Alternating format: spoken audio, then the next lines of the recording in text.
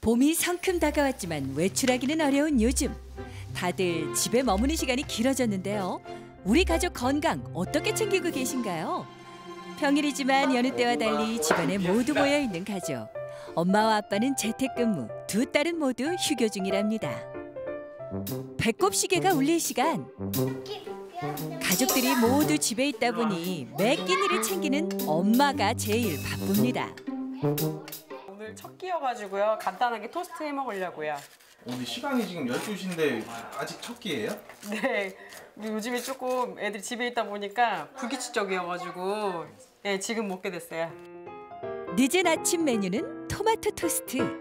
건강을 생각해 싱싱한 채소도 야무지게 챙겨 먹는 가족.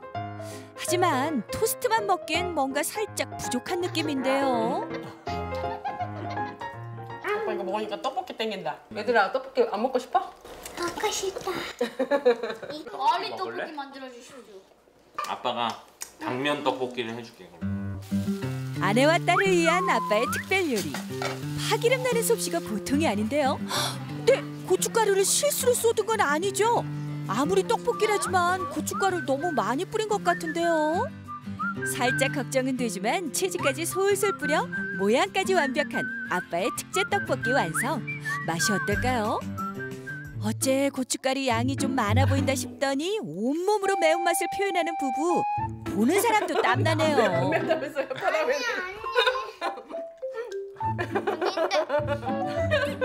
안 매운데. 저도 속은 잘 안 받아주는데 매운 음식을 워낙에 좋아해가지고 계속 땡기잖아요. 매운 게 맛있는데 건강에 안 좋을 텐데요. 매운 음식이 너무 이면주 좋은데. 아나운서 또 불맛 매운 소스를 떡볶이 좋아하죠. 추가해서 먹을 정도로 아쉽네요. 좀 즐기는 편이에요. 근데 좀 걱정되긴 하죠. 속이 불편하긴 해요, 엉덩이 먹고 나면. 오픈돼요? 맞아요. 좀 위가 좀 쓰리기도 하고 그래서 조금 맞아요. 자제해야 되긴 하는데 이게 쉽지 않더라고요. 매운 음식을 좋아하지만 마음껏 먹지 못하는 이유가 있었는데요. 2년 전 건강검진에서 문제가 발견됐던 부부. 나란히 위험 소견을 받았다고 합니다. 불규칙하고 자극적인 식습관이 문제가 된 듯한데요. 약간 만성 위염 증세 있다고 관리해야 된다고 나와 있어요. 좀 불규칙적으로 식사 좀 하는 편인 것 같고요. 그다음에 이제 뭐 밀가루 음식 좋아하고 매운 음식 좋아하고 매운 거를 좀 좋아하니까 끊을 수가 없어요. 그냥 약 먹으면서 먹고 있어요. 병원의 권고를 받은 이후 부부는 속 건강을 적극적으로 챙기기 시작했다고 합니다.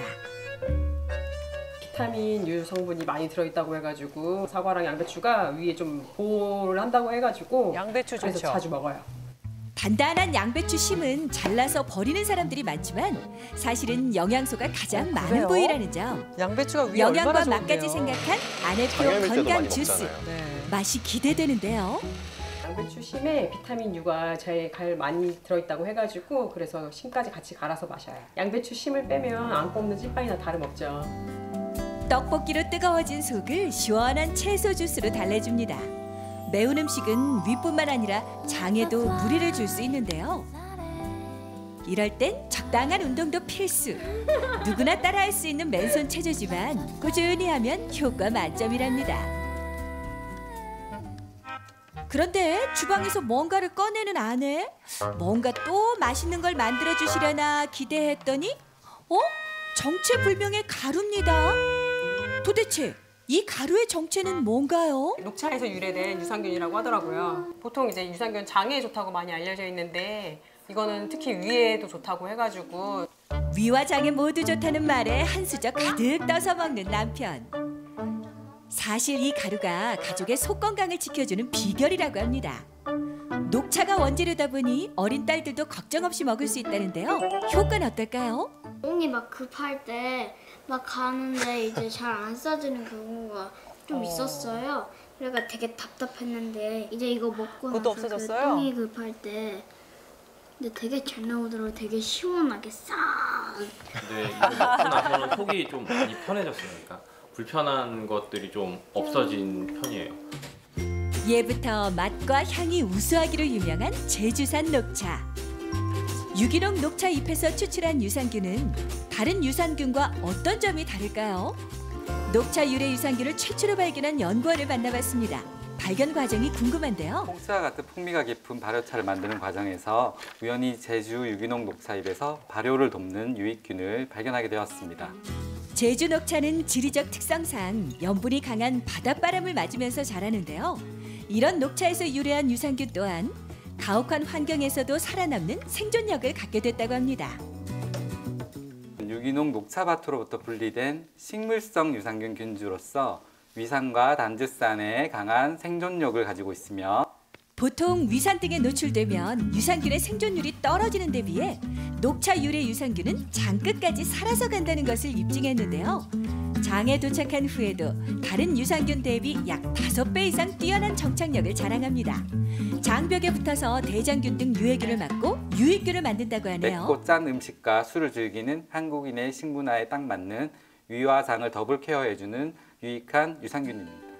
유산균은 섭취만 한다고 해서 100% 흡수되는 게 아닙니다. 효과적으로 복용하는 방법이 따로 있다는데요. 그래서 가능하면 위산이 나오기 전인 공복 상태에 드시는 것이 좋겠고요. 단독으로 가루 형태면 물과 함께 드시는 것이 가장 좋겠고요. 피치 못해서 식사를 하고 있는 중에 내가 생각이 났다라고 하면 식후보다는 식중에 드시는 것이 좀 더 낫습니다.